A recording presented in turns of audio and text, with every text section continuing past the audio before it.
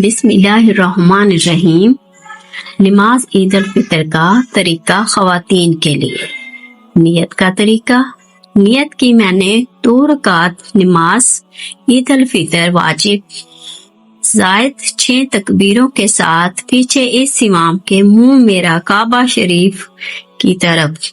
अमल अल्लाहु अकबर कहकर हाथ कंधों तक उठाएं और सीने पर बांध लें। पहली रकत की तकबीरें। पहली रकत में 3 जायद तकबीरें कही जाएंगी। हर तकबीर पर हाथ उठाकर छोड़ दें। तीसरी तकबीर पर हाथ बांध लें। अमल अल्लाहु अकबर हाथ उठाएं छोड़ दें, अल्लाहु अकबर हाथ उठाएं छोड़ दें, अल्लाहु अकबर हाथ उठाएं हाथ बांध लें। पहली रकत मुकम्मल करें। तकबीरों के बाद इमाम किरात करेगा, फिर रुकू और 2 सजदे अदा किए जाएंगे। तरतीब रुकू प्लस सजदा।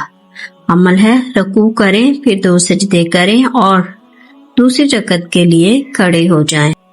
दूसरी रकत की किरात। दूसरी रकत में इमाम सूरह फातिहा और कोई दूसरी सूरत पढ़ेगा। आप खामोशी से सुने।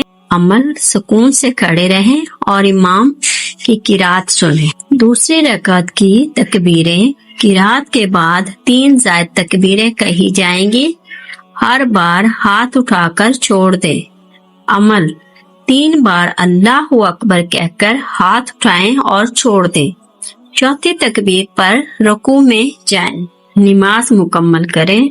रुकू और सजदे के बाद तशहद, दरूद और दुआ पढ़कर सलाम फेरा जाए। अमल दाएं और बाएं सलाम फेर दें। खुतबा सुनना। नमाज के बाद खुतबा सुनना जरूरी है। खामोशी से बैठकर सुने। अमल तवज्जो से खुतबा सुने और बात ना करें। सलाम और दुआ। तशहद के बाद दाएं तरफ सलाम, अस्सलामु अलैकुम व रहमतुल्लाहि बरकातुहू। बाएं तरफ सलाम, फिर दोनों हाथ उठाकर दुआ मांगे। ईद की मुबारकबाद एक दूसरे को दें, गले मिले।